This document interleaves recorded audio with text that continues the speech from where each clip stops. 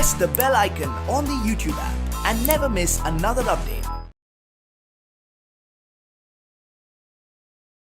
Hello students, ನಾವು ಹಿಂದಿನ ಕ್ಲಾಸ್ನಲ್ಲಿ ಕೆಲಸ ಅಂದರೆ ಏನು, ಕೆಲಸದ ಏಕಮಾನ ಯಾವುದು, ಆಮೇಲೆ ಅದರ ಮೇಲೆ ಬರ್ತಕ್ಕಂಥ ಕೆಲವೊಂದು ಪ್ರಾಬ್ಲಮ್ಸ್ನ ಸಾಲ್ವ್ ಮಾಡಿದ್ವಿ ಅಲ್ವಾ. ಸೊ ಇವತ್ತಿನ ಕ್ಲಾಸಲ್ಲಿ ನಾವು ಏನು ಮಾಡೋಣ ಅಂತ ಅಂದರೆ ಶಕ್ತಿ ಬಗ್ಗೆ ತಿಳ್ಕೊಳ್ಳೋಣ. ಈಗ ಶಕ್ತಿ ಇಲ್ಲದಂಥ ಜೀವನ ಶೂನ್ಯ ಅಲ್ವಾ. ಶಕ್ತಿ ರಹಿತ ಜೀವನ ಇರೋದಕ್ಕೆ ಸಾಧ್ಯ ಇಲ್ಲ. ಒಬ್ಬ ಜೀವಿಸ್ತಿದ್ದಾನೆ ವ್ಯಕ್ತಿ ಅಂತ ಅಂದರೆ ಅವನಿಗೆ ಶಕ್ತಿ ಇರಲೇಬೇಕು. ಶಕ್ತಿಯಿಂದನೇ ಎಲ್ಲ ಕೆಲಸಗಳನ್ನ ಮಾಡೋದಕ್ಕೆ ಸಾಧ್ಯ. ಶಕ್ತಿ ಇಲ್ಲ ಅಂತಂದರೆ ಏನರ್ಥ? ಆ ವ್ಯಕ್ತಿ ಜೀವಂತವಾಗಿ ಇಲ್ಲ, ಅದು ಒಂದು ವಸ್ತು ಅಷ್ಟೇ ಅಂತ ಅನ್ಕೋತೀವಿ ಅಲ್ವಾ. ಶಕ್ತಿ ರಹಿತ ಜೀವನ ತುಂಬ ಅಸಾಧ್ಯ. ಈಗಿನ ಕಾಲದಲ್ಲಿ ಶಕ್ತಿ ಅನ್ನೋದು ತುಂಬ ಅವಶ್ಯಕವಾಗಿ ಬೇಕಾಗಿದೆ. ಶಕ್ತಿಯ ಬೇಡಿಕೆ ಕೂಡ ಈಗ ಇವತ್ತಿನ ದಿನಗಳಲ್ಲಿ ಜಾಸ್ತಿ ಆಗಿದೆ ಅಲ್ವಾ, ನಿಮಗೆ ಗೊತ್ತಿರೋ ಹಂಗೆ. ಸೊ ಈ ಶಕ್ತಿ ನಮಗೆ ಸೂರ್ಯನಿಂದ ಜಾಸ್ತಿ ಬರುತ್ತೆ ಅಲ್ವಾ. ಸೂರ್ಯನೇ ನೈಸರ್ಗಿಕ ಶಕ್ತಿಯ ಒಂದು ಆಕಾರವಾಗಿದ್ದಾನೆ. ಸೂರ್ಯನಿಂದ ಎಷ್ಟೊಂದು ನಾವು ಶಕ್ತಿಗಳನ್ನು ಪಡ್ಕೊತೀವಲ್ವಾ. ಹಾಗೆಯೇ ಭೂಗರ್ಭದಿಂದ ಕೂಡ ನಾವು ಶಕ್ತಿನ ಪಡ್ಕೊತೀವಿ. ನ್ಯೂಕ್ಲಿಯಸ್ನಿಂದ, ಇಲ್ಲಿ ಪರಮಾಣುಗಳ ನ್ಯೂಕ್ಲಿಯಸ್ನಿಂದ ನಾವು ಶಕ್ತಿನ ಪಡ್ಕೊತೀವಿ. ಸೊ ಅನೇಕ ಬಗೆಯ ಶಕ್ತಿಗಳನ್ನು ಬೇರೆ ಬೇರೆ ವಿಧಾನಗಳಲ್ಲಿ ನಾವು ಪಡ್ಕೊತೀವಿ. ಸೊ ಇಲ್ಲಿ ನೋಡಿ, ಶಕ್ತಿ ಅಂತ ವೈಜ್ಞಾನಿಕವಾಗಿ ಹೇಳಬೇಕು ಅಂತ ಅಂದರೆ ವೈಜ್ಞಾನಿಕವಾಗಿ ಅದರ ಅರ್ಥ ಬೇರೆನೇ ಆಗಿರುತ್ತೆ. ಸೊ ಇದನ್ನು ನಾವು ಅರ್ಥ ಮಾಡ್ಕೋಬೇಕು ಅಂದರೆ ಕೆಲವೊಂದು ಉದಾಹರಣೆಗಳನ್ನು ನಾವು ಫಸ್ಟು ಅರ್ಥ ಮಾಡ್ಕೋಬೇಕಾಗತ್ತೆ. ಸೊ ಫಸ್ಟು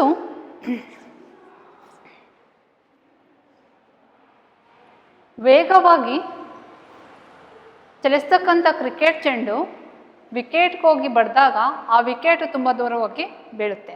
ಆ ವಿಕೆಟಲ್ಲಿ ಏನಾಗುತ್ತೆ, ಚಲನೆ ಅನ್ನೋದು ಉಂಟಾಗುತ್ತೆ ಅಲ್ವಾ. ಸೊ ನೆಕ್ಸ್ಟು ಇಲ್ಲಿ ಯಾಕಂಗೆ ಆಯಿತು ಅಂತ ಅಂದರೆ ಚೆಂಡು ವೇಗವಾಗಿ ಹೋಗ್ತಾ ಇತ್ತು, ಅಷ್ಟೇ ವೇಗವಾಗಿ ಹೋಗಿ ಆ ವಿಕೆಟ್ಗೆ ಬಡಿಯುತ್ತೆ. ಆ ಬಡಿದಾಗ ಏನಾಗುತ್ತೆ, ಆ ವಿಕೆಟು ದೂರ ಹೋಗಿ ಬೀಳುತ್ತೆ. ಅಂದರೆ ಅಲ್ಲಿ ಏನರ್ಥ? ಕೆಲಸ ಆಗಿದೆ ಅಂತ ಅರ್ಥ ಅಲ್ವಾ. ಕೆಲಸ ಯಾವುದರಿಂದ ಆಯಿತು? ಬಲದಿಂದ ಆಯಿತು. ಬಲ ಇದೆ ಅಂತ ಅಂದರೆ ಕೆಲಸ ಆಗೇ ಆಗುತ್ತೆ. ಬಲನ ಹಾಕಿದ್ದೀವಿ ಅಂದರೆ ಒಂದು ವಸ್ತು ಮೇಲೆ ಅಲ್ಲಿ ಕೆಲಸ ಆಗಿರುತ್ತೆ ಅಂತ ಅರ್ಥ. ಮತ್ತು ಒಂದು ವಸ್ತುನ ಮೇಲೆತ್ತಿದಾಗ ಆ ವಸ್ತು ಕೆಲಸ ಮಾಡುವ ಸಾಮರ್ಥ್ಯನ ಪಡೆದುಕೊಳ್ಳುತ್ತೆ. ಹೆಂಗಪ್ಪ ಅಂತ ಅಂದರೆ ಒಂದು ಸುತ್ತಿಗೆ ಇರುತ್ತೆ, ಆ ಸುತ್ತಿಗೆನ ಮೇಲಿಡ್ಕೊಂಡು ಮೇಲೆತ್ತೀವಿ. ಮೇಲೆತ್ತಿದಾಗ ಅದನ್ನು ಒಂದು ಹಲಗೆ ಮೇಲೆ ಇರ್ತಕ್ಕಂಥ ಮೊಳೆಗೆ ಬಡಿದಾಗ ಆ ಮೊಳೆ ಹಲಗೆ ಒಳಗೆ ಹೋಗುತ್ತೆ. ಸೊ ಅಲ್ಲಿ ಏನಾಗಿದೆ, ಕೆಲಸ ಆಯಿತು ಅಂತ ಅರ್ಥ ಅಲ್ವಾ. ನೆಕ್ಸ್ಟು ಚಿಕ್ಕ ಮಗು ಏನು ಮಾಡುತ್ತೆ ಅಂತ ಅಂದರೆ ಕಾರಿಂದು ಕೀನ ತಿರುಗಿಸ್ಬಿಟ್ಟು ಕಾರನ್ನು ಚಲಿಸುವಂತೆ ಮಾಡುತ್ತೆ. ಆ ಕಾರು ಒಂದು ಪ್ಲೇಸಿಂದ ಇನ್ನೊಂದು ಪ್ಲೇಸಿಗೆ ಹೋಗುತ್ತೋ ಇಲ್ವೋ ಹೋಗುತ್ತೆ. ಅಲ್ಲಿನ ನಾವು ಕೆಲಸ ಆಗಿದೆ ಅಂತ ಹೇಳ್ಬೋದು. ಯಾವ ವಸ್ತುಗಳಿಗೆ ಕೆಲಸ ಮಾಡ್ತಕ್ಕಂಥ ಸಾಮರ್ಥ್ಯ ಬರುತ್ತೋ ಅಲ್ಲಿ ಆ ವಸ್ತುಗಳಿಗೆ ಶಕ್ತಿ ಇದೆ ಅಂತ ಹೇಳ್ಬಹುದು. ಈಗ ನಾನು ಒಂದು ಪ್ಲೇಸಿಂದ ಇನ್ನೊಂದು ಪ್ಲೇಸಿಗೆ ಹೋಗ್ತಾ ಇದ್ದೀನಿ ಅಂತ ಅಂದರೆ ನನಗೂ ಒಂದು ಶಕ್ತಿ ಇದೆ. ಯಾಕಂತಂದರೆ ನಾನು ನನ್ನ ಸ್ಥಳನ ಬದಲಾಯಿಸ್ಕೊಂಡೆ. ಸೊ ಹೆಂಗೆ ಬದಲಾಯಿಸ್ಕೊಂಡೆ? ನನ್ನ ಶಕ್ತಿನ ಯೂಸ್ ಮಾಡಿಕೊಂಡು ಬದಲಾಯಿಸ್ಕೊಂಡೆ. ಅಲ್ಲಿ ಕೆಲಸ ಆಗಿತ್ತು. ಯಾವ ವಸ್ತುಗಳಿಗೆ ಕೆಲಸ ಮಾಡ್ತಕ್ಕಂಥ ಸಾಮರ್ಥ್ಯ ಇರುತ್ತೋ ಆ ವಸ್ತುಗಳಿಗೆ ಶಕ್ತಿನೂ ಕೂಡ ಇರುತ್ತೆ ಅಂತ ಅರ್ಥ. ಸೊ ಇಲ್ಲಿ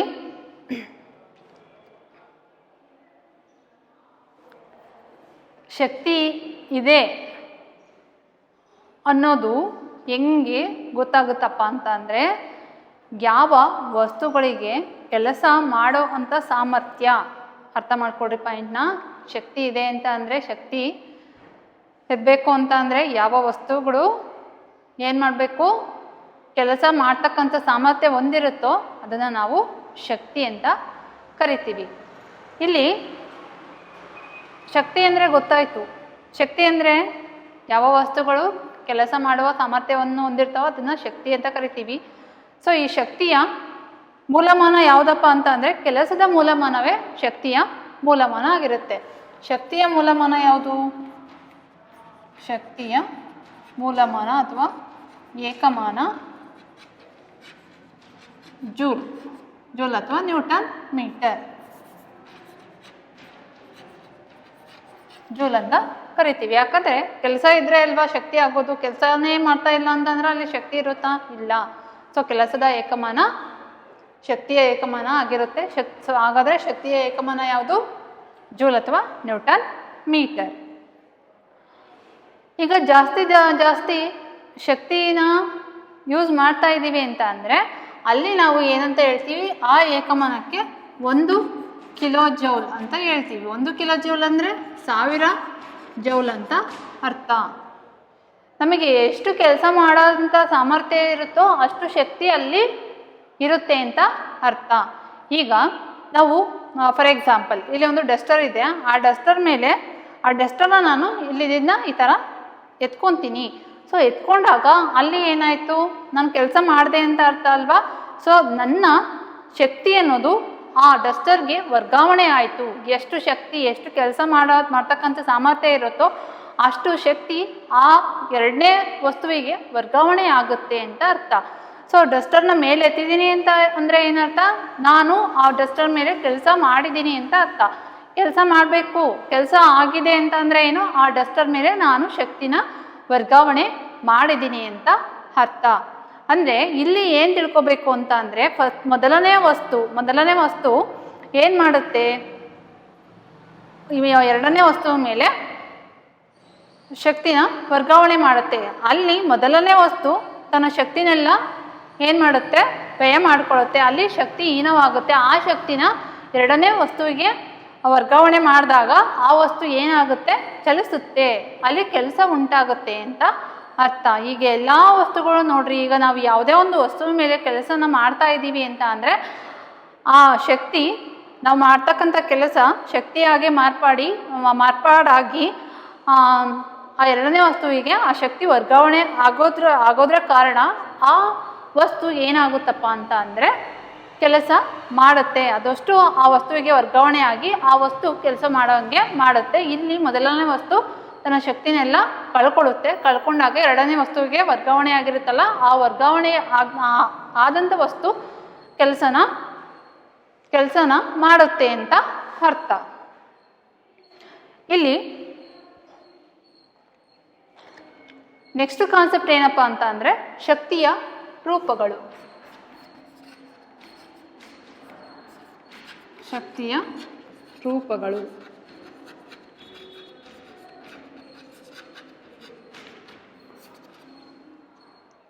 ಪ್ರಪಂಚ ನಮಗೆ ತುಂಬಾ ಶಕ್ತಿಯ ರೂಪಗಳನ್ನ ಕೊಟ್ಟಿದೆ.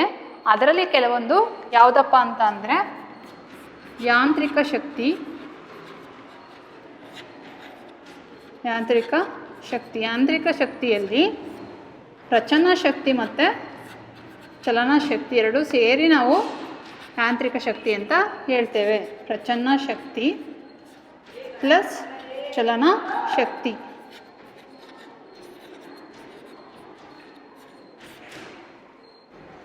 ಉಷ್ಣ ಶಕ್ತಿ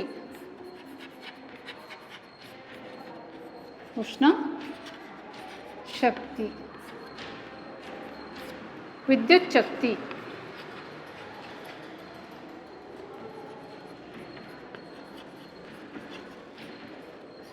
ಇತ್ಯಾದಿ. ಇದಿಷ್ಟು ಶಕ್ತಿಯ ರೂಪಗಳು.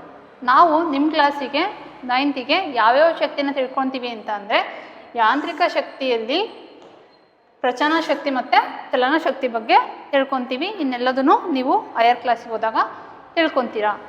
ಸೊ ಫಸ್ಟ್ ನಾವೀಗ ಚಲನಾ ಶಕ್ತಿ ಅಂದರೆ ಏನು ಅಂತ ನೋಡೋಣ.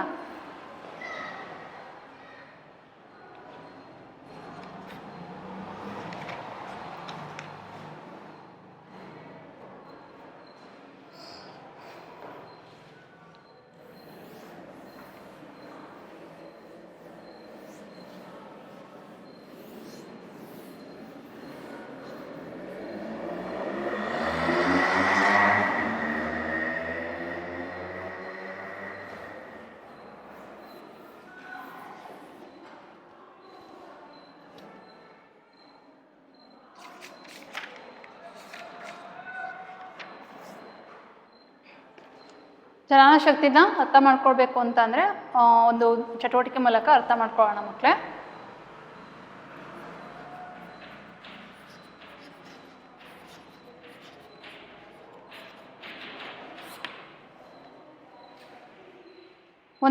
ನಿಮ್ಮ ಹತ್ರ ಒಂದು ಭಾರವಾದ ಚೆಂಡಿದೆ ಅಂತ ಅಂದ್ಕೊಳ್ಳಿ.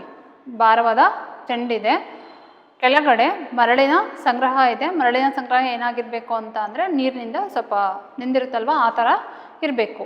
ಫಸ್ಟು ನಾವು ಏನು ಮಾಡ್ತೇವೆ ಅಂತ ಅಂದರೆ ಆ ಚೆಂಡಿನ 25 ಸೆಂಟಿಮೀಟರ್ನಿಂದ ಮೇಲಿಂದ ಕೆಳಗೆ ಆ ಮರಳಿನ ಮೇಲೆ ಹಾಕ್ತೀವಿ. ಆ ಮರಳಿನ ಮೇಲೆ ಹಾಕ್ದಾಗ ಆ ಚೆಂಡಿಂದು ಕುಳಿ ಬೀಳುತ್ತಾ ಇಲ್ವೋ, ಗುಂಡಿ ಬೀಳುತ್ತಲ್ವಾ, ಸೊ ಆವಾಗ ನೀವು ಮಾರ್ಕ್ ಮಾಡ್ಕೋಬೇಕು ಅಲ್ಲಿ ಎಷ್ಟು ಮಟ್ಟಿಗೆ ಆ ಕುಳಿ ಬಿದ್ದಿದೆ, ಆ ಗುಂಡಿ ಬಿದ್ದಿದೆ ಅನ್ನೋದನ್ನ ಮಾರ್ಕ್ ಮಾಡ್ಕೊಂಡಿರ್ಬೇಕು, ನಿಮ್ಗೆ ಗೊತ್ತಿರಬೇಕು. ನೆಕ್ಸ್ಟು ಏನು ಮಾಡ್ತೀರಾ ಅಂತ ಅಂದರೆ 50 ಸೆಂಟಿಮೀಟ್ರು, 1 ಮೀಟರು, 1.5 ಮೀಟರ್ನಿಂದ ಮೇಲೆಯಿಂದ ಏನು ಮಾಡ್ತೀರಾ, ಆ ಭಾರವಾದ ಚೆಂಡನ್ನ ಆ ಮರಳಿ ಮೇಲೆ ಹಾಕ್ತಾ ಹೋಗ್ತೀರಾ. ಇಲ್ಲಿ ನಾವು ಏನನ್ನ ನೋಡ್ಬೋದು ಅಂತ ಅಂದರೆ ಜಾಸ್ತಿ ಒಳಗೆ ಆಳ ಹೋಗಿರುತ್ತಲ್ಲ ಅದು ಎಷ್ಟು ಮೀಟರ್ ಎತ್ತರದಲ್ಲಿದ್ದಾಗ ಹೋಗುತ್ತೆ ಅನ್ನೋದನ್ನ ನೋಡ್ಕೋಬೇಕಾಗುತ್ತೆ. ಎಲ್ಲಾದರೂ ನಿಮಗೆ ಗೊತ್ತಿರಬೇಕು.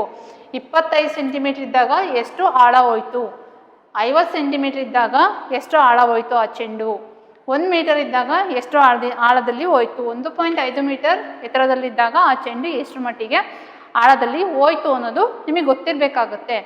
ಸೊ ಇಲ್ಲಿ ಏನು ಹೇಳ್ಬೋದಪ್ಪ ಅಂತ ಅಂದರೆ ಆ ಭಾರವಾದ ಚೆಂಡಿನ ವೇಗ ಜಾಸ್ತಿ ಎಲ್ಲಿರುತ್ತೋ ಅಲ್ಲಿ ಜಾಸ್ತಿ ಕುಳಿ ಬಿದ್ದಿರುತ್ತೆ ಅಂತ ಅರ್ಥ. ಈಗ ಫಾರ್ ಎಕ್ಸಾಂಪಲ್ 25 ಸೆಂಟಿಮೀಟ್ರ್ ಅಂದರೆ ಇವನ್ನೆಲ್ಲ ಕಂಪೇರ್ ಮಾಡಿದರೆ ಅದು ಹೈಟಲ್ಲಿ ಸ್ವಲ್ಪ ಕಡಿಮೆ ಇರುತ್ತಲ್ವ, ಅಲ್ಲಿ ಏನಾಗಿರ್ಬೋದು ಅಂತ ಅಂದರೆ ಸ್ವಲ್ಪ ಕಡಿಮೆ ಕುಳಿ ಬಿದ್ದಿರ್ಬೋದು.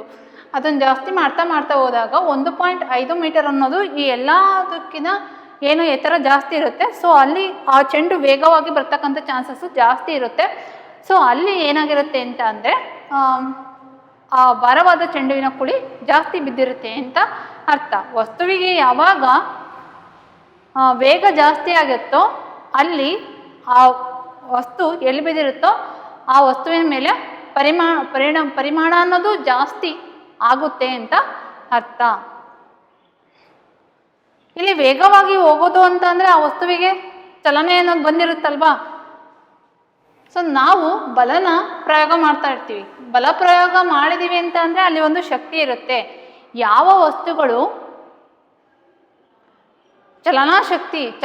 ಚಲನೆಯಿಂದ ಕೂಡಿರ್ತವೆ, ಅಲ್ಲಿ ಶಕ್ತಿ ಬಂದಿರುತ್ತೆ, ಅಂಥ ವಸ್ತುಗಳಿಗೆ, ಅಂಥ ವಿದ್ಯಮಾನಕ್ಕೆ ನಾವು ಏನಂತ ಕರಿತೀವಿ, ಚಲನಾ ಶಕ್ತಿ ಅಂತ ಕರಿತೀವಿ.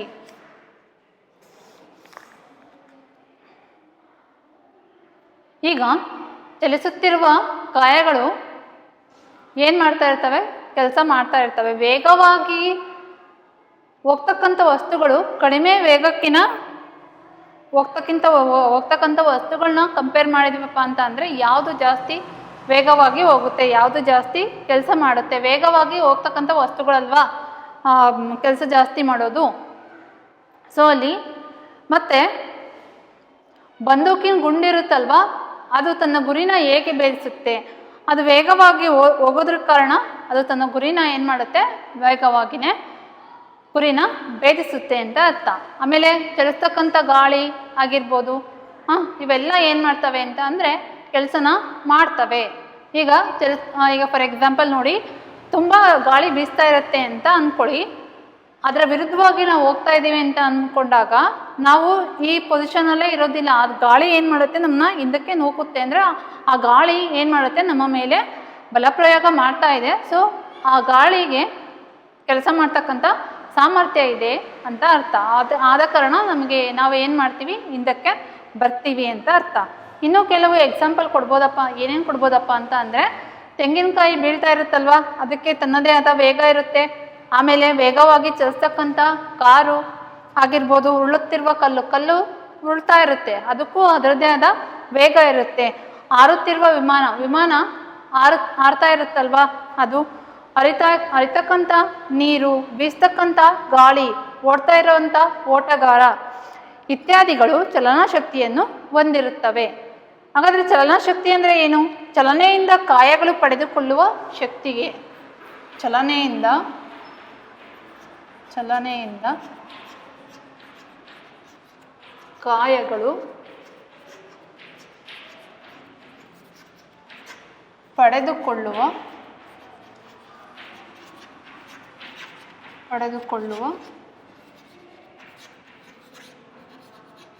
ಶಕ್ತಿಗೆ ಚಲನಶಕ್ತಿ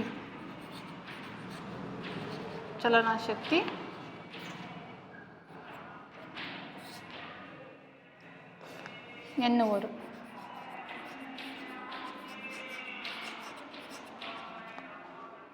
ಚಲನೆಯಿಂದ ಕಾಯಗಳಿಗೆ ಒಂದು ಶಕ್ತಿ ಬರುತ್ತೆ, ಶಕ್ತಿನ ಪಡ್ಕೊಳ್ತವೆ. ಅಂಥ ಶಕ್ತಿಗೆ ಏನಂತ ಕರೀತಾರೆ? ಚಲನಶಕ್ತಿ ಅಂತ ಕರೀತಾರೆ. ನನಗೆ ಉದಾಹರಣೆ ಕೊಟ್ಟನಲ್ವಾ, ಬೀಸ್ತಕ್ಕಂಥ ಗಾಳಿ ಅದನ್ನು ಚಲಿಸುತ್ತೆ, ಅದಕ್ಕೂ ಕೂಡ ಏನಿರುತ್ತೆ? ಚಲನಶಕ್ತಿ ಇರುತ್ತೆ. ಆಮೇಲೆ ಹರಿತಕ್ಕಂಥ ನೀರು, ಬೀಸ್ತಕ್ಕಂಥ ಗಾಳಿ, ವೇಗವಾಗಿ ಹೋಗ್ತಕ್ಕಂಥ ಕಾರು, ಯಾವ್ಯಾವ ವಸ್ತುಗಳು ಚಲನೆಯಿಂದ ಕೂಡಿರ್ತಾವೋ ಆ ಎಲ್ಲ ವಸ್ತುಗಳಿಗೂ ಶಕ್ತಿ ಇರುತ್ತೆ, ಶಕ್ತಿ ನಾವು ಪಡ್ಕೊಳ್ತವೆ. ಅಂತಹ ಶಕ್ತಿಗೆ ನಾವು ಏನಂತ ಕರಿತೀವಿ? ಚಲನಶಕ್ತಿ ಅಂತ ಕರಿತೇವೆ. ಈಗ ನಾವು ಕಾಯದ ಚಲನಶಕ್ತಿಯನ್ನು ಸಮೀಕರಣದ ರೂಪದಲ್ಲಿ ನಾವು ವ್ಯಕ್ತಪಡಿಸೋಣ. ಕಾಯದ ಚಲನಶಕ್ತಿಯನ್ನು ನಾವು ಸಮೀಕರಣದ ರೂಪದಲ್ಲಿ ವ್ಯಕ್ತಪಡಿಸೋದು ಹೇಗೆ ಅಂತ ತಿಳ್ಕೊಳ್ಳೋಣ.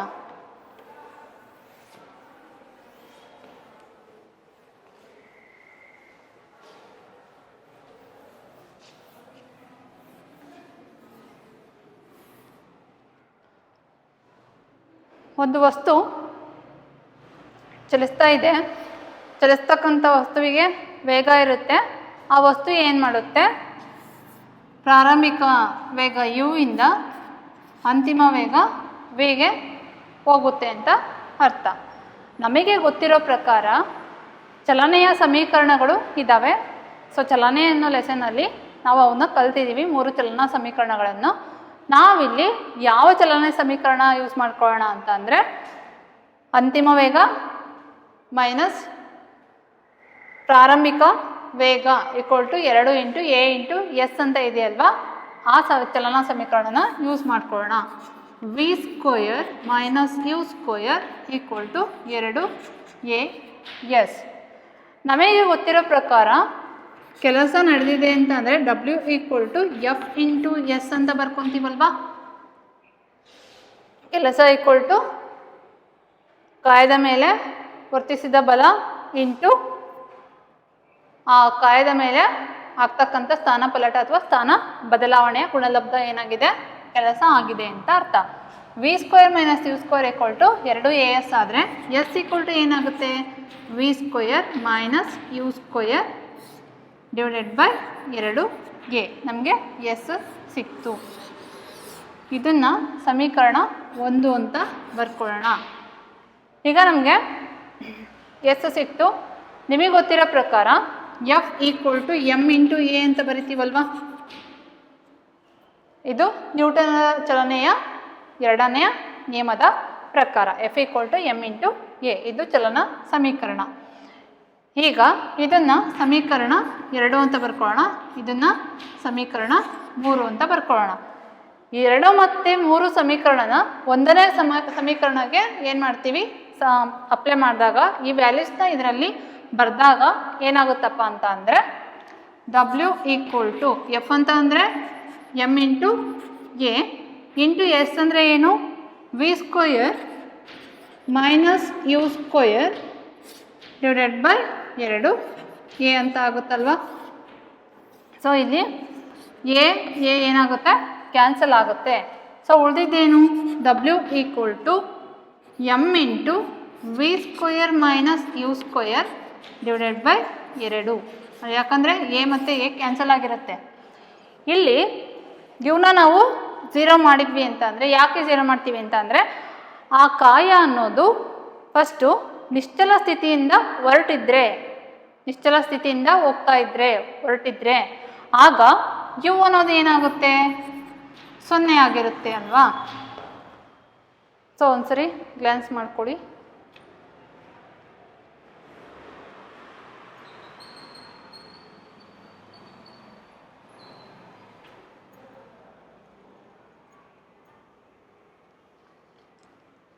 ಯು ಈಕ್ವಲ್ ಟು ಏನಾಯಿತು 0 ಆಯಿತು. ಸೊ ನಾವೀಗ ಏನು ಮಾಡೋಣ ಅಂತ ಅಂದರೆ ಇಲ್ಲಿ ಏನಾಗುತ್ತೆ ಅಂತ ನೋಡೋಣ.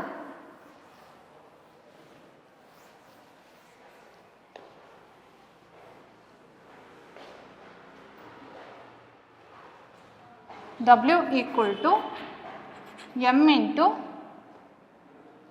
ವಿ ಸ್ಕ್ವಯರ್, ಯಾಕಂದರೆ ಯು ಅಂದರೆ 0 ಸ್ಕ್ವೇರ್ ಅಂದರೆ 0ನೇ ಅಲ್ವಾ, divided by 2. W equal to half into ಅರ್ಧ into M into V square. ಇಲ್ಲಿ ಕೆಲಸ ಆಗ್ತಾ ಇದೆ, ವಸ್ತು ಚಲಿಸ್ತಾ ಇದೆ. ಚಲನೆಯಿಂದ ಉಂಟಾಗ್ತಕ್ಕಂಥ ಶಕ್ತಿಗೆ ಏನಂತ ಕರಿತೀವಿ? ಚಲನಾ ಶಕ್ತಿ ಅಂತ ಕರಿತೀವಿ. ಅದನ್ನು ನಾವು ಏನಂತ ಬರೆಯೋಣ ಅಂದರೆ ಇ ಇಂಟು ಕೆ ಅಂತ ಬರೆಯೋಣ. ಇ ಇಂಟು ಕೆ ಅಂದರೆ ಚಲನಾ ಶಕ್ತಿ. ಇದನ್ನು ಇಂಗ್ಲೀಷಲ್ಲಿ ಕೈನೆಟಿಕ್ ಎನರ್ಜಿ ಅಂತ ಕರೀತಾರೆ. ಅರ್ಧ into M into V square. ಇದನ್ನು ನಾವು ಈ ಥರ ಸಮೀಕರಣದ ರೂಪದಲ್ಲಿ ನಿರೂಪಿಸ್ಬೋದು, ಈ ಥರ ನಾವು ಬರಿಬೋದು ಅಂತ ಅರ್ಥ. ನೆಕ್ಸ್ಟ್ ಇಲ್ಲಿ ಉದಾಹರಣೆ ಲೆಕ್ಕಗಳಿದ್ದಾವೆ ಮಕ್ಕಳೇ, ಅವನ್ನ ಸಾಲ್ವ್ ಮಾಡೋಣ.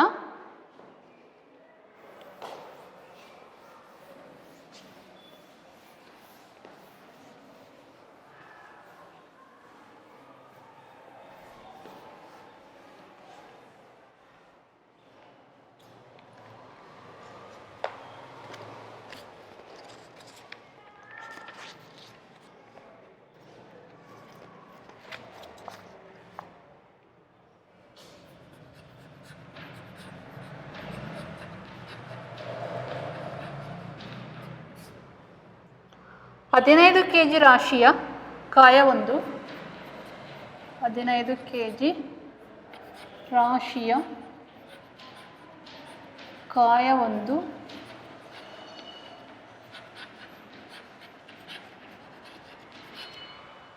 4 ಮೀಟರ್ ಪರ್ ಸೆಕೆಂಡ್ ಸ್ಥಿರ ವೇಗದಲ್ಲಿ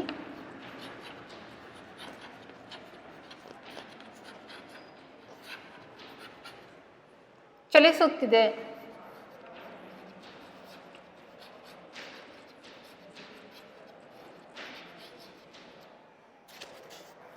ಕಾಯ ಪಡೆದಿರುವ ಚಲನಶಕ್ತಿ ಎಷ್ಟು? ಕಾಯ ಪಡೆದಿರುವ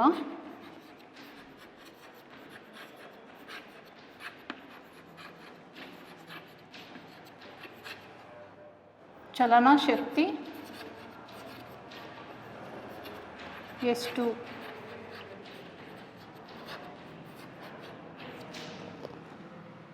ಇಲ್ಲಿ ಚಲನಶಕ್ತಿ ಎಷ್ಟಪ್ಪ ಅಂತ ಕೇಳಿದ್ದಾರೆ ನೋಡಿ. ಒಂದು ಕಾಯ ಇದೆ, ಆ ಕಾಯದು ರಾಶಿ ಎಷ್ಟಿದೆ ಅಂತ ಹೇಳಿದ್ದಾರೆ, 15 kg ಇದೆ ಅಂತ ಹೇಳಿದ್ದಾರೆ. ಅದರ ಸ್ಥಿರ ವೇಗ, ಅದು ಸ್ಥಿರ ವೇಗದಿಂದ ಚಲಿಸ್ತಿದೆ ಆ ಕಾಯ. ಎಷ್ಟಾದರೂ ಸ್ಥಿರ ವೇಗ 4 ಮೀಟರ್ ಪರ್ ಸೆಕೆಂಡ್. ಹಾಗಾದರೆ ಆ ಕಾಯ ಪಡೆದಿರುವ ಚಲನಶಕ್ತಿ ಎಷ್ಟು? ನಮಗೆ ಗೊತ್ತಿರೋ ಪ್ರಕಾರ ಚಲನಶಕ್ತಿ ಇ ಕೆ ಈಕ್ವಲ್ ಟು ಅರ್ಧ into M into V square ಅಲ್ವಾ. ಇಲ್ಲಿ ನಮಗೆ ಎಮ್ ಕೊಟ್ಟಿದ್ದಾರೆ, ಕಾಯದ ರಾಶಿ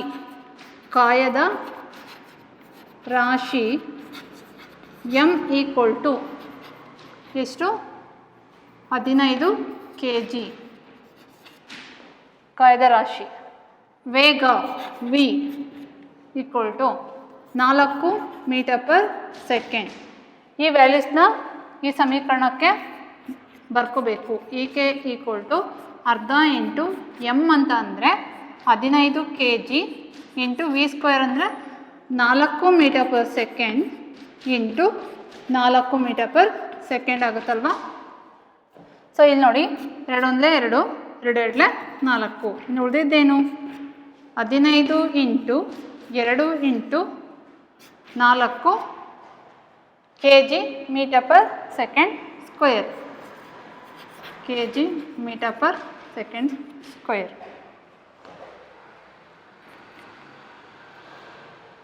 15 ಇಂಟು 2 ಅಂದರೆ 30, 34 120 ಜೌಲ್ ಅಂತ ಬರಿಬೋದಲ್ವಾ. ಇದನ್ನು ಡೈರೆಕ್ಟಾಗಿ ಜೌಲ್ ಅಂದರೆ ಜೆ 120 ಜೌಲ್ ಆಯಿತು. ಕಾಯದ ಚಲನಶಕ್ತಿ ಎಷ್ಟು ಬಂತು? 120 ಜೌಲ್. ಕಾಯದ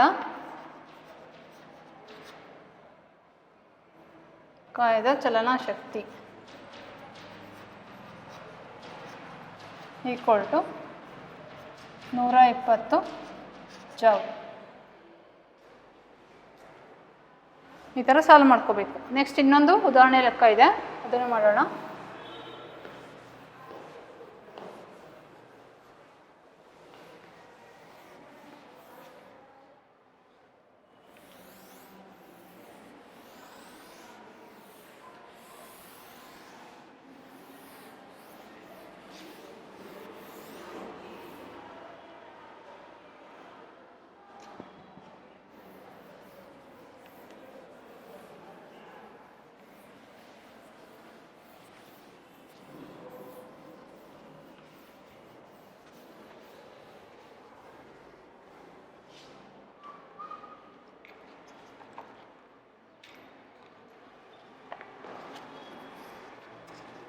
ಸಾವಿರದ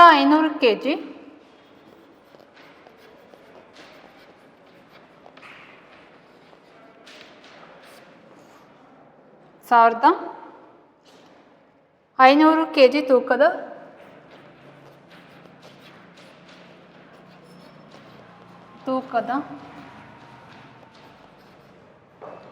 ಕಾರೊಂದರ ವೇಗವನ್ನು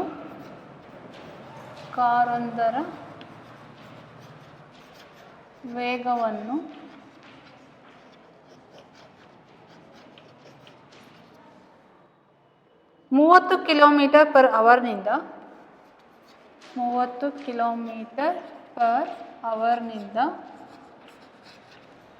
60 km/hಗೆ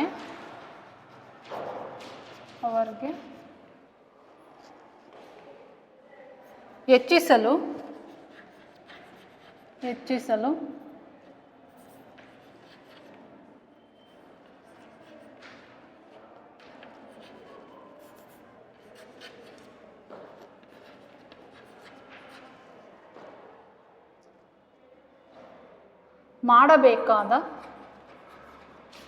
ಮಾಡಬೇಕಾದ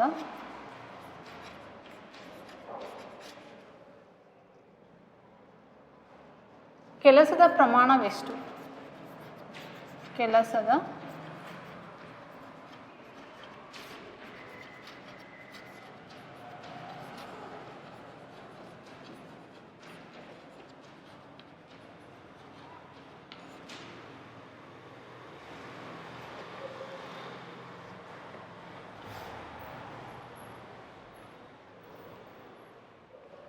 ನೋಡಿ ಮಕ್ಕಳೇ, ಇಲ್ಲಿ ಒಂದು ಕಾರ್ ಇದೆ. ಆ ಕಾರಿನ ತೂಕ 1500 kg ಇದೆ.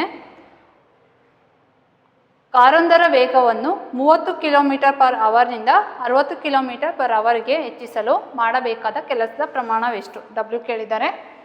ಸೊ ಇಲ್ಲಿ 30 km/h ವೇಗ ಇದೆಯಲ್ಲ, ಅದನ್ನು ಪ್ರಾರಂಭಿಕ ವೇಗ ಅಂತ ತಗೊಳ್ಳೋಣ. 60 km/hನ ಅಂತಿಮ ವೇಗ ಅಂತ ತಗೊಳ್ಳೋಣ. ಇಲ್ಲಿ ವೇಗ ಅನ್ನೋದು km/hನಲ್ಲಿ ಇದೆ, ಅದನ್ನು ಏನು ಮಾಡಬೇಕು? m/s convert ಮಾಡ್ಕೋಬೇಕಲ್ವಾ. ಸೊ ಫಸ್ಟು ಏನು ಕೊಟ್ಟಿದ್ದಾರೆ ಅದು ಬರ್ಕೊಳ್ಳೋಣ. ಕಾರಿನ ತೂಕ ಎಷ್ಟು? 1500 kg. U = 30 km/h.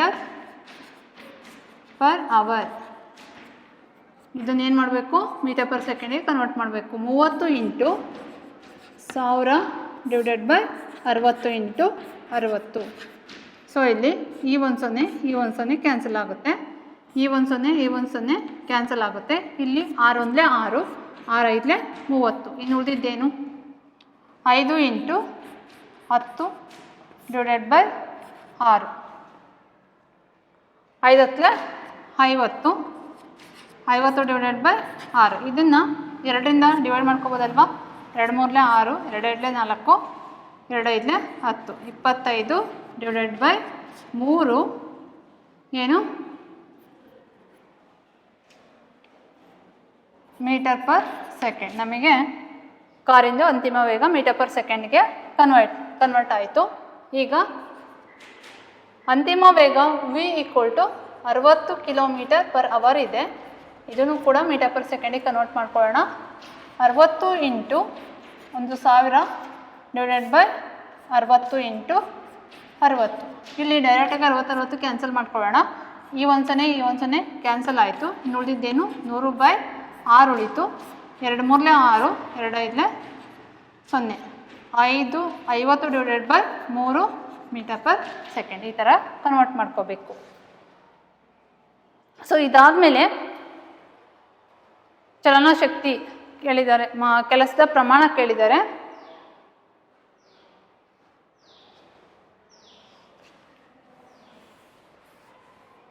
ಯು ಮತ್ತು ವಿನ ಒಂದು ಕಡೆ ಬರ್ಕೋಬೇಕಾಗುತ್ತೆ.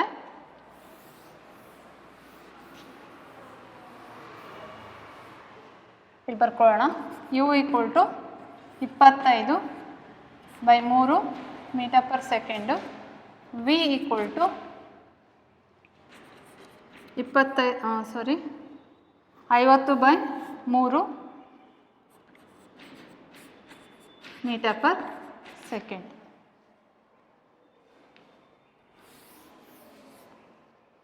ಈಗ ಏನು ಮಾಡೋಣ ಅಂತಂದರೆ,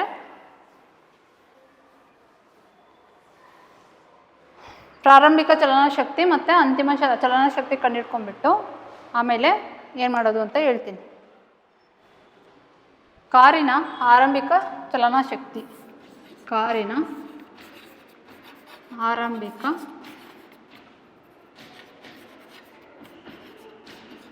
ಚಲನಶಕ್ತಿ ಅದನ್ನು E into K into I ಅಂತ ಬರ್ಕೋಬೋದಾ? ಐ ಅಂದರೆ ಪ್ರಾರಂಭಿಕ ಚಲನಶಕ್ತಿ. ಅರ್ಧ ಇಂಟು ಎಮ್ ಅಂತ ಅಂದರೆ ಅರ್ಧ into M into you square ಅಂತ ಬರ್ಕೊಳ್ಳೋಣ. ಅರ್ಧ ಇಂಟು ಆ ಕಾರಿಂದು ತೂಕ ಎಷ್ಟು 1500 kg ಇದೆ, ಇಂಟು ಯು ಸ್ಕ್ವೇರ್ ಅಂದರೆ ಇಲ್ಲಿದೆ ನೋಡಿ 25/3 ಹೋಲ್ ಸ್ಕ್ವೇರ್. ಈಗ ಇದನ್ನು ಏನಂತ ಬರೆಯೋಣ, ಅದು ಹೆಂಗಿದೆ ಹಂಗೆ ಬರೆಯೋಣ.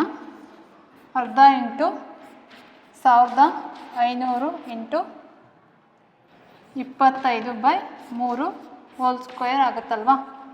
ಸೊ ಇದು ಅರ್ಧ ಇಂಟು 1500 ಇಂಟು 25 ಇಂಟು 25 625/9. ಇಲ್ಲಿ ಏನು ಮಾಡ್ಬೋದು ಅಂತ ಅಂದರೆ 3 3 9, 3 5 15, 500 ಆಯಿತು. ಇಲ್ಲಿ 2 1 2, 2 2 4, 2 5 250 ಆಯ್ತಲ್ವಾ. ಇನ್ನು ಉಳಿದಿದ್ದೇನು 250 ಇಂಟು 625 ಡಿವೈಡೆಡ್ ಬೈ 3 ಉಳಿತು. 250 ಇಂಟು 625ನ ನಾವು ಗುಣಿಸೋಣ. 250 ಇಂಟು 625, 5 0 0, 5 5 25, 2 ಕ್ಯಾರಿ ಆಯಿತು. 5 2 10, 2 12, 2 0 0, 2 5 10 10ಕ್ಕೆ 0, 1 ಕ್ಯಾರಿ, 2 2 4 4 1 5, 6 0 0, 6 5 30ಕ್ಕೆ 0, 3 ಕ್ಯಾರಿ, 6 2 12, 12 3 15, 0 5 2 6 5 1 1 5 6.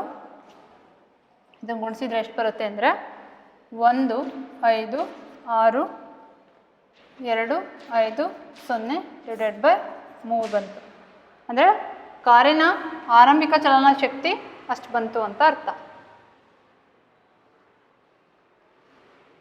ನೆಕ್ಸ್ಟು ನಾವು ಕಾರಿನ ಅಂತಿಮ ಚಲನಶಕ್ತಿ ಕಂಡುಹಿಡ್ಕೊಳ್ಳೋಣ.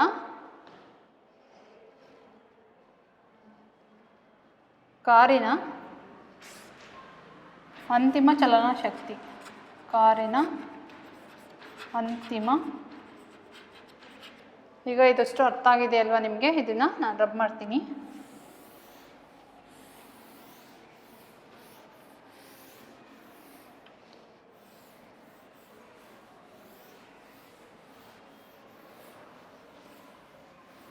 ಕಾರಿನ ಅಂತಿಮ ಚಲನಶಕ್ತಿ ಈಕ್ವಲ್ ಟು ಚಲನಶಕ್ತಿ E K K F equal to ಅರ್ಧ into M into V square. ಅರ್ಧ ಇಂಟು 1500 ಇಂಟು ವಿ ಸ್ಕ್ವಯರ್ ಅಂದರೆ 50/3 ಹೋಲ್ ಸ್ಕ್ವಯರ್. 50/3 whole square. ಇದು ಈ ವ್ಯಾಲ್ಯೂ ಕಾರಿನ ಆರಂಭಿಕ ಚಲನಶಕ್ತಿ.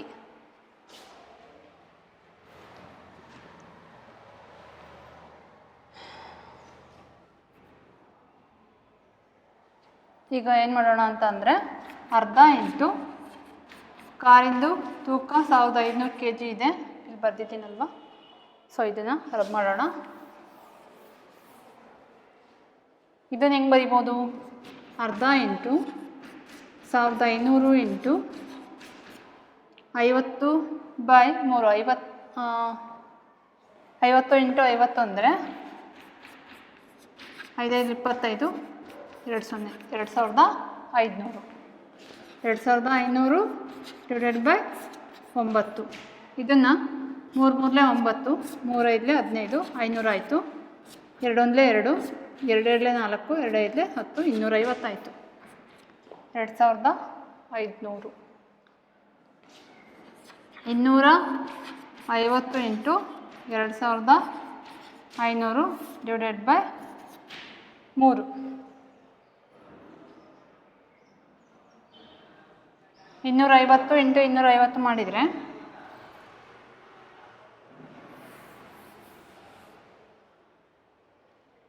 ನೋಡೋಣ ಇಲ್ಲೇನಾದರೂ ತಪ್ಪಾಗಿದೆಯೇನು. ಇಲ್ಲ, ಕರೆಕ್ಟ್ ಇದೆ. 250 ಇಂಟು 2500 0 0 0 0 0 0 25, 2 ಕ್ಯಾರಿ, 2 10 2 12, 0 0 10ಕ್ಕೆ 0, 1 ಕ್ಯಾರಿ ಆಗುತ್ತೆ, 2 2 4 4 1 ಆಯಿತು. 0 0 0 5 2 6. 6,25,000. 25,000 ಡಿವೈಡೆಡ್ ಬೈ 3 ಇಷ್ಟು ಬಂತು. ನಮಗೆ ಈಗ ಕೆಲಸ ಎಷ್ಟು, ಕೆಲಸದ ಪ್ರಮಾಣ ಎಷ್ಟು ಅಂತ ಕೇಳಿದ್ದಾರೆ. ಈಗ ನಾವೇನು ಮಾಡಬೇಕು ಅಂತಂದರೆ ಕೆಲಸದ ಪ್ರಮಾಣ W ಅಂದರೆ 1/2 ಇಂಟು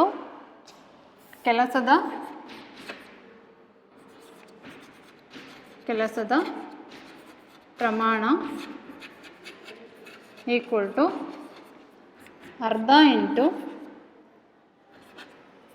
ಇಂಟು ಎಮ್ ಇಂಟು ನಮಗೆ ಅಂತಿಮ ಚಲನಶಕ್ತಿಯಲ್ಲಿ ಆರಂಭಿಕ ಚಲನಶಕ್ತಿನ ನಾವು ಮೈನಸ್ ಮಾಡ್ಕೋಬೇಕು. ಎಮ್ ಅಂತ ಅಂದರೆ 1500 ಇಂಟು ಅಂತಿಮ ಚಲನಶಕ್ತಿ 6,25,000 ಮೈನಸ್ ಡಿವೈಡೆಡ್ ಬೈ 3 ಅಲ್ವಾ, ಮೈನಸ್ ಇಲ್ಲಿ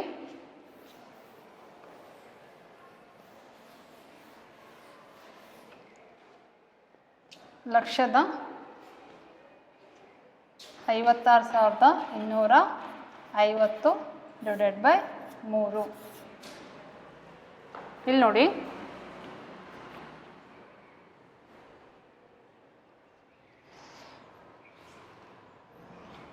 ಇದನ್ನು ಹಿಂಗೆ ಮಾಡ್ಕೋಬಾರ್ದು. 1/2 into M into V square ಅಲ್ಲೇ ತೊಗೊಂಡಿರ್ತೀವಲ್ವ, ಸೊ ಡೈರೆಕ್ಟಾಗಿ ಕೆಲಸದ ಪ್ರಮಾಣ ಅಂತ ಅಂದರೆ ಅಂತಿಮ ಚಲನಶಕ್ತಿಯಲ್ಲಿ ಆರಂಭಿಕ ಚಲನಶಕ್ತಿನ ಏನು ಮಾಡಬೇಕು, ಸಬ್ಟ್ರಾಕ್ಟ್ ಮಾಡ್ಕೋಬೇಕು. ನಮಗೆ ಅಂತಿಮ ಚಲನಶಕ್ತಿ ಎಷ್ಟು ಬಂದಿತ್ತು ಅಂದರೆ 6,25,000 ಬಂದಿತ್ತು ಅಲ್ವಾ, divided by 3 minus 1,56,250 divided by 3. ಇಲ್ಲಿ 1/3ನ ಕಾಮನ್ ತಗೊಳ್ಳೋಣ. 6,25,000ದಲ್ಲಿ 1,56,250 ಹೋದ್ರೆ ಎಷ್ಟಾಗುತ್ತೆ ಮಾಡೋಣ. 500 ಮೈನಸ್ ಲಕ್ಷದ 62500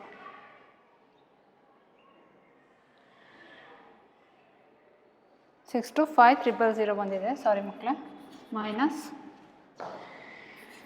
ಲಕ್ಷದ 56,250 0 ಇದರಲ್ಲಿ 5 ಹೋದರೆ 5, 9ರಲ್ಲಿ 2 ಹೋದರೆ 7, ಆಮೇಲೆ ಇಲ್ಲಿ ಎಷ್ಟು ಉಳಿತು 14ರಲ್ಲಿ 6 ಹೋದರೆ 8, 11ರಲ್ಲಿ 5 ಹೋದರೆ 6, 5ರಲ್ಲಿ 1 ಹೋದರೆ 4, ಇಷ್ಟು ಬರುತ್ತೆ. 1/3 ಇಂಟು 4, 6, 8, 7, 5, 0. ಇದನ್ನು 3ರಿಂದ ಡಿವೈಡ್ ಮಾಡ್ಕೋಬೇಕು. 3, 4, 6, 8, 7, 5, 0. 3 ಅಂದರೆ 3. ಇದನ್ನಷ್ಟು ಡಿವೈಡ್ ಮಾಡಿದರೆ ನಮಗೆ ಲಾಸ್ಟಿಗೆ ಆನ್ಸರು 156,250 ಜೌಲ್ ಬರುತ್ತೆ. ಇದನ್ನು ನೀವು ಮಾಡ್ಕೋಬೇಕು ಮನೆಯಲ್ಲಿ. ಸೊ ಇಷ್ಟು ಕೆಲಸದ ಪ್ರಮಾಣ ಆಗುತ್ತೆ ಅಂತ ಅರ್ಥ.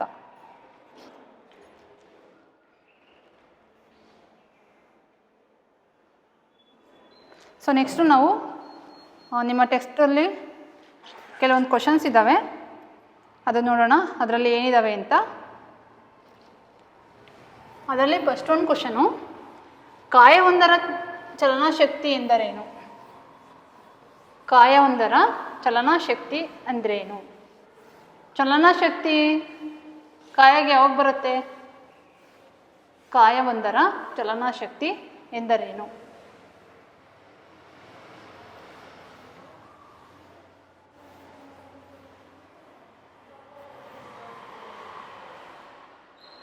ಕಾಯಗಳು ಚಲಿಸ್ತಿದ್ದಾವೆ ಅಂತ ಅಂದರೆ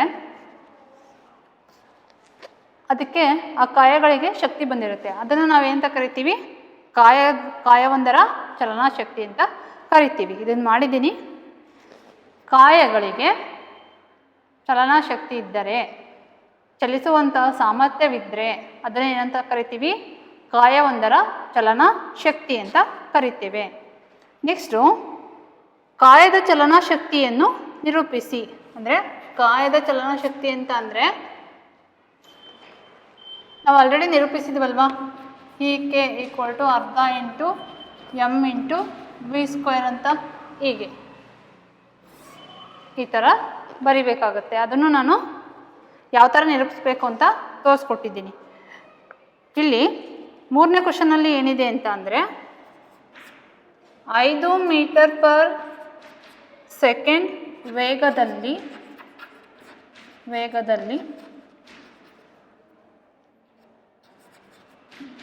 ಚಲಿಸುತ್ತಿರುವ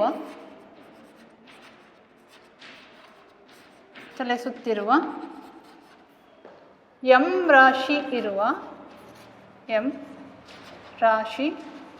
ಇರುವ ಕಾಯದ ಚಲನಾಶಕ್ತಿ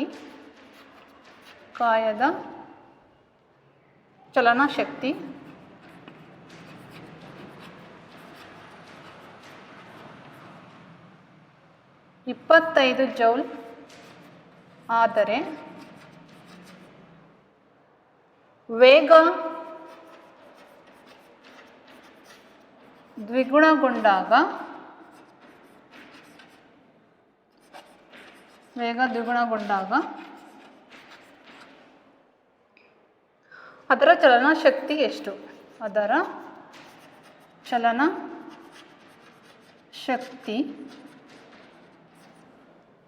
ಎಷ್ಟು?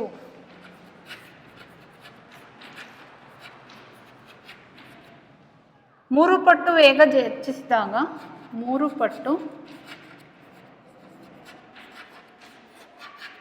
ವೇಗ ಹೆಚ್ಚಿಸಿದಾಗ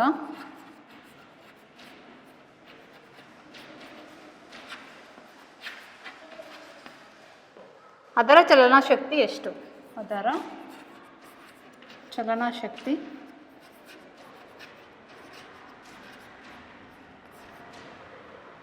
ಎಷ್ಟು?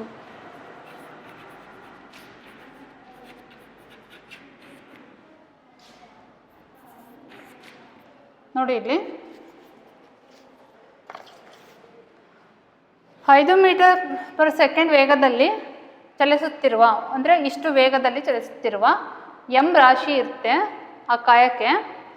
ಅದರ ಚಲನಶಕ್ತಿ 25 ಜೌಲ್ ಆದರೆ ಅದರ ವೇಗ ದ್ವಿಗುಣಗೊಂಡ್ರೆ ಅದರ ಚಲನಶಕ್ತಿ ಎಷ್ಟು? ದ್ವಿಗುಣಗೊಂಡ್ರೆ ಅದರ ಚಲನಶಕ್ತಿ ಎಷ್ಟಾಗುತ್ತೆ ಅಂದರೆ 4 ಪಟ್ಟು ಜಾಸ್ತಿ ಆಗುತ್ತೆ. ಯಾಕೆ ಅಂತ ಅಂದರೆ ನಾವು ಏನಂತ ಬರಿತೀವಿ, ಚಲನಶಕ್ತಿ = ಅರ್ಧ ಇಂಟು ಎಮ್ ಇಂಟು v² ಅಂತ ಬರ್ಕೊತೀವಿ. ದ್ವಿಗುಣಗೊಳ್ಳೋದು ಅಂತ ಅಂದರೆ 2 ಪಟ್ಟು ಜಾಸ್ತಿ ಆಗುತ್ತೆ, ಅಂದರೆ 2 4, ಎಷ್ಟು ಜಾಸ್ತಿ ಆಯಿತು? 4 ಜಾಸ್ತಿ ಆಯಿತು. ಅದೇ ಥರ 3 ಪಟ್ಟು ವೇಗ ಹೆಚ್ಚಿಸಿದಾಗ ಅದರ ಚಲನಶಕ್ತಿ ಎಷ್ಟಿರುತ್ತೆ ಅಂತ ಅಂದರೆ, ಇಲ್ಲಿ ಯಾಕೆ ಹಿಂಗೆ ಬಂತು ಅಂದರೆ ಚಲನಶಕ್ತಿ ಅನ್ನೋದು ವೇಗಕ್ಕೆ ನೇರ ಅನುಪಾತದಲ್ಲಿ ಇರುತ್ತೆ, ಅದಕ್ಕೆ ಅದು 4 ಪಟ್ಟು ಜಾಸ್ತಿ ಆಗುತ್ತೆ. ವಿಲೋಮ ಅನುಪಾತದಲ್ಲಿ ಇತ್ತು ಅಂತ ಅಂದರೆ ಅದು ಕಡಿಮೆ ಆಗ್ತಿತ್ತು, ಇದು ಎಷ್ಟು ದ್ವಿಗುಣಗೊಂಡ್ರೆ 4 ಪಟ್ಟು ಜಾಸ್ತಿ ಆಗುತ್ತೆ. ಅದೇ ಥರ 3 ಪಟ್ಟು ವೇಗ ಹೆಚ್ಚಿಸಿದಾಗ ಅದರ ಚಲನಶಕ್ತಿ ಎಷ್ಟಾಗುತ್ತೆ ಅಂತ ಅಂದರೆ 9 ಪಟ್ಟು ಜಾಸ್ತಿ ಆಗುತ್ತೆ ಅಂತ ಅರ್ಥ. ಸೊ ಇಲ್ಲಿ 3 9 ಆಗುತ್ತಲ್ವ, ಸೊ ಅದಕ್ಕೆ ಚಲನಶಕ್ತಿ ಅನ್ನೋದು 9 ಪಟ್ಟು ಜಾಸ್ತಿ ಆಗುತ್ತೆ. 2 ಇದ್ದರೆ 4 ಆಗುತ್ತೆ, 3 ಇದ್ದರೆ 9 ಆಗುತ್ತೆ, 4 ಇದ್ದರೆ 16 ಆಗುತ್ತೆ. ಈ ಥರ ಅದು ಏನಾಗುತ್ತೆ, ಡಬಲ್ ಆಗುತ್ತೆ ಅಂತ ಅರ್ಥ. ಸೊ ಮಕ್ಕಳೇ, ಇಷ್ಟು ಪ್ರಾಬ್ಲಮ್ ಇದ್ದಾವೆ, ಅದನ್ನು ಅಷ್ಟು ಸಾಲ್ವ್ ಮಾಡಿದೆ. ನೆಕ್ಸ್ಟು ಪ್ರಚನಶಕ್ತಿ ಅಂತ. ಸೊ ಆ ಪ್ರಚನಶಕ್ತಿನ ನಾನು ನೆಕ್ಸ್ಟ್ ಕ್ಲಾಸಲ್ಲಿ ಮಾಡ್ತೇನೆ. ಸೊ ಅಲ್ಲಿ ಪ್ರಚನಶಕ್ತಿ ಅಂದರೆ ಏನು, ಅಲ್ಲಿ ಕೆಲವೊಂದು ಚಟುವಟಿಕೆಗಳಿದ್ದಾವೆ, ಅವನ್ನ ಮಾಡ್ತಾ ಪ್ರಚನಶಕ್ತಿ ಅಂದರೆ ಏನು ಅಂತ ತಿಳ್ಕೊಳ್ಳೋಣ. ಅದನ್ನು ನಿರೂಪಿಸೋದು ಹೇಗೆ, ಅಲ್ಲಿ ಕೆಲವೊಂದು ಉದಾಹರಣೆ ಲೆಕ್ಕಗಳು ಬರ್ತಾ ಹೋಗ್ತವೆ. ಇವನ್ನ ನೆಕ್ಸ್ಟ್ ಕ್ಲಾಸಲ್ಲಿ ನಾವು ತಿಳ್ಕೊಳ್ಳೋಣ. So thank you.